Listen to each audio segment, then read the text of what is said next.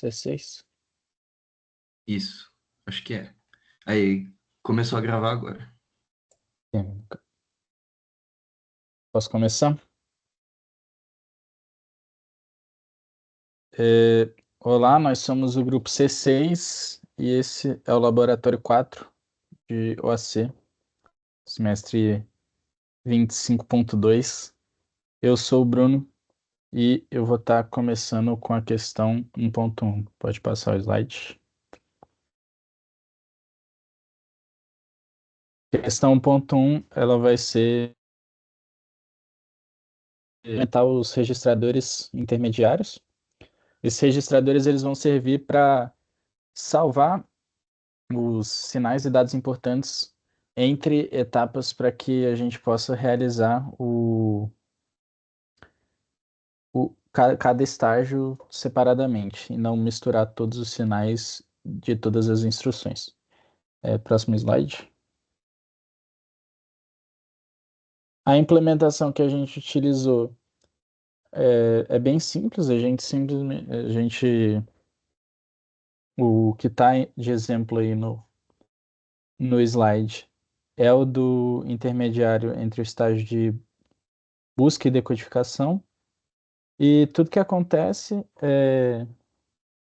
ele recebe, a gente define o registrador, IFDPC, ou isso aí vai variar de registrador para registrador, e só atribui um valor a ele que vai ser a saída da, da parte desejada. Então, para esse exemplo, o estágio entre busca e decodificação vai receber o PC.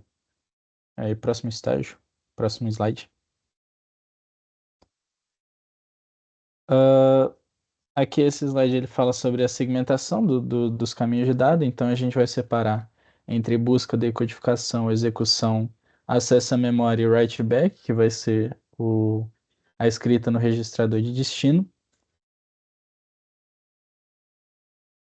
Então, eh, a instrução ela vai passar por cada estágio e assim que ela passa para outro estágio, já inicia outra no estágio anterior.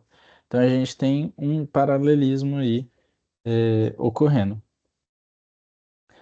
Para o registrador entre o estágio de busca e decodificação, como eu disse antes, ele vai capturar o PC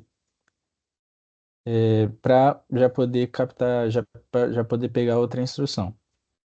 E aí, entre a decodificação e execução, ele vai guardar os sinais de controle e de operação para poder começar as operações no próximo estágio, que vai ser o de execução. Próximo slide.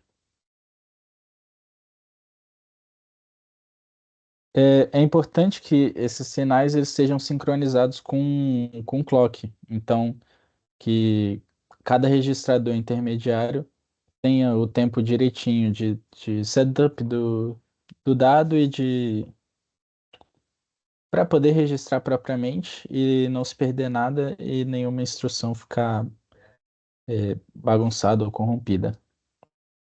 E essa última parte, ela só fala do write back, que o write back vai ser muito importante porque ele vai estar registrando o, o que ele recebeu do acesso à memória ou ali das operações para. Então é a última coisa que você quer, que você tenha o seu dado direitinho no registrador de destino. É, e aí só essa importância para ter e respeitar direitinho os tempos de setup nos requisitos do clock. Mas agora, próxima questão. Olá, meu nome é Caion. Eu vou estar explicando a implementação do pipeline completo. Aí pode passar para o slide. Então aqui a gente tem o RTL View simplificado, né? A gente teria que clicar no mais ali para efetivamente ver todo o RTL, mas ele não cabe aqui, né? Ele vai estar no relatório. Mas efetivamente, quando você clica nesse mais aí, você consegue ver os barramentos que o pipeline tem que ter, né? os registradores do pipeline que a gente tem que levar de um estágio para o outro para ele poder fazer, né, as instruções encadeadas. Aí pode passar para o próximo. Aqui basicamente foi o que eles vêm fazendo nos outros também. Então a gente faz um divisor de clock, já por causa da memória do Quartz, que ela precisa de mais de um ciclo de clock para acessar a memória. Então a gente faz esse divisor para a gente poder gerar um sincronismo entre os dois. Aqui a gente, é o modo do pipeline, que é o PIP1, né? Ele recebe os sinais de entrada do top level, que seria o reset, o regin, os clocks e tudo mais. E os sinais de depuração, que são os nossos outputs, que é o que a gente efetivamente vai monitorar nas waveforms para ver se está tudo funcionando certinho. Aí pode passar. Aqui a gente tem os requisitos físicos e temporais do pipeline. Então a gente pode ver que ele usa 1.740 registradores e mais de 3.000 elementos lógicos. E aqui do lado a gente tem os tempos de setup e hold, todos positivos, né? Então a gente satisfez os tempos. Aí pode passar. Como o pipeline ele tem problema de hazard, aquele código D1S que a gente estava usando antes, a gente não poderia só simplesmente usar ele do mesmo jeito. Senão o nosso pipeline ia dar problema, né? E tem hazard naquele código e não ia dar certo. Como não foi intuito a gente implementar a lógica de software do forward e inserção de bolhas no próprio código do pipeline, a gente fez isso no próprio código D1S. Então a gente foi lá, detectou todos os RAIDs que tinha, né, de controle de dados estruturais, e a gente colocou bolhas entre eles para o nosso processador pipeline não precisar dessa lógica, né, de hazard e ele poder ler tudo bonitinho. Então lá no código, no HARS, né, a gente colocou NOP, né, entre as instruções que iam resultar num RAS de controle ou de dados. E a gente testou na simulação, né, obtendo o valor de 255 no registrador de saída. Aí pode passar. Aqui a gente tem a simulação funcional do pipeline. Então, basicamente, igual, né, aos dos outros dois, né? Parecido com a do Unice, a gente pode ver os mesmos valores do registrador e do PC em comparação ao multiciclo e o uniciclo, né? A gente obteve os mesmos valores. Ali embaixo a gente consegue ver os estados que o pipeline está. Aí pode passar o próximo. Esse aqui é atemporal. Não mudou muita coisa, mas basicamente é a mesma coisa, né? Aí por último, né? Pode passar.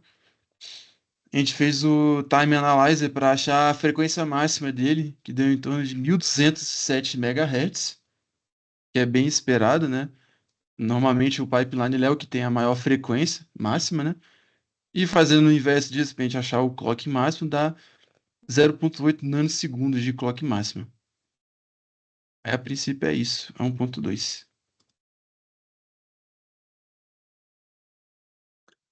Oi, eu sou o Pedro e eu vou apresentar um pouco sobre a comparação entre os três laboratórios e algumas conclusões que a gente pode tirar.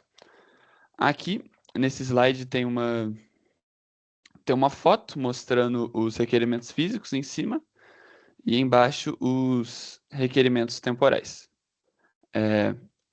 Opa. Aqui na parte física, o que a gente deveria mais focar é no total de registradores, que é no pipeline é 1.740, no multiciclo é 1.478 e no uniciclo é 1.330. Esses números, sendo essa escadinha da esquerda para a direita, né, que vai descendo, faz muito sentido, tendo em vista que o uniciclo ele roda só num clock, ele não precisa ter tantos registradores guardando informação a cada clock, esse tipo de coisa.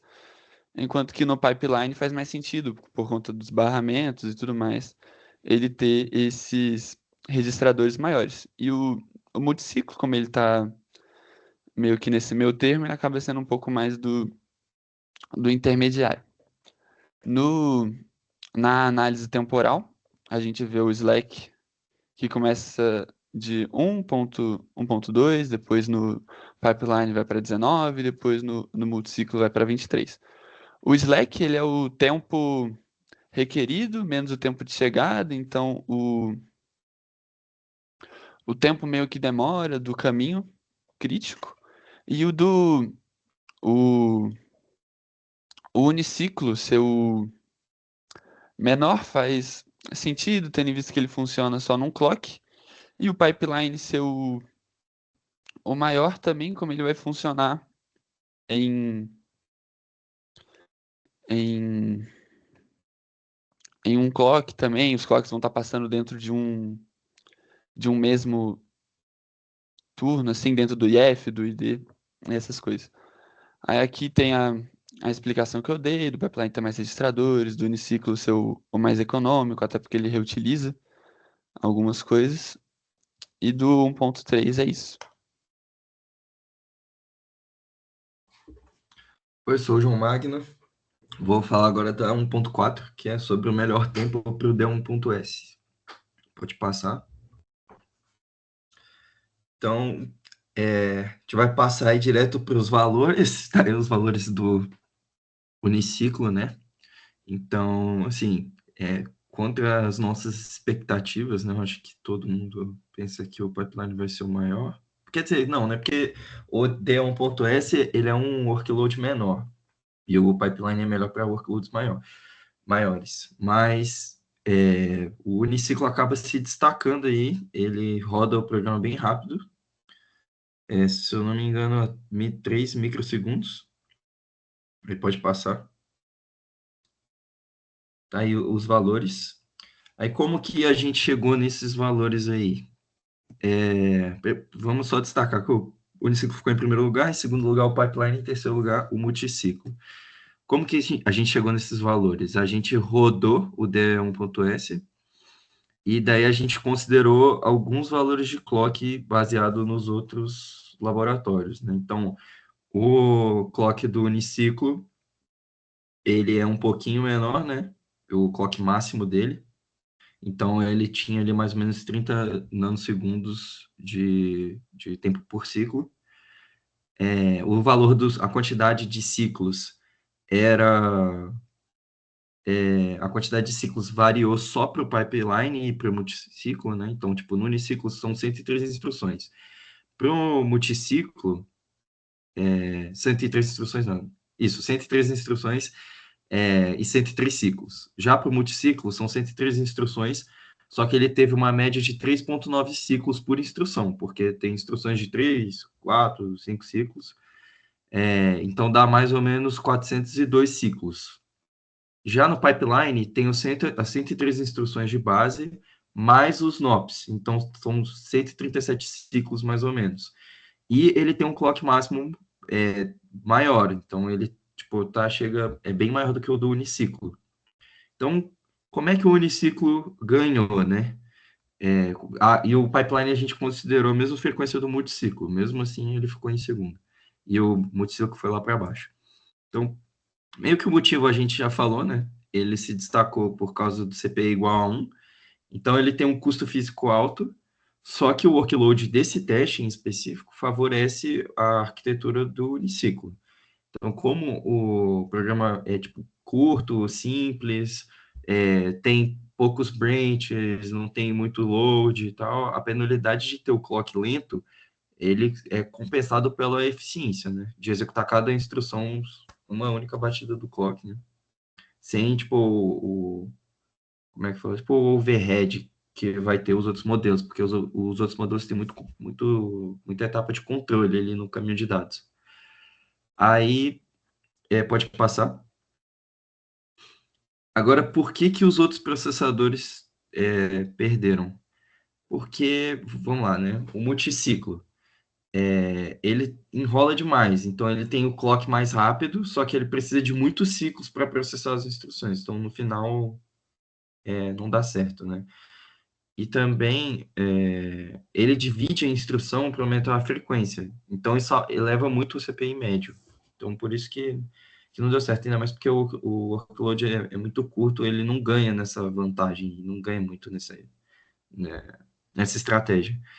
E também o ganho da frequência dele não foi o suficiente para bater no pipeline, né, nos números do pipeline, porque o pipeline tem múltiplas etapas para cada instrução, então tem vários estágios, e mesmo assim o multiciclo não ganhou. Aí o pipeline, qual que é a parada? A gente não tem forwarding aqui. Então, como a gente teve que encher de NOP o código para resolver tipo hazard de dados e tal, ele passa muito tempo processando o NOP, processando instrução vazia. Então, como não tem forwarding, ele não vai voar tanto assim na frente não tanto na frente do multiciclo, ele passou na frente do multiciclo, mas ele devia estar muito mais na frente, né? Se você fosse considerar o forwarding e que se a gente não tivesse que pôr os NOPs lá no código.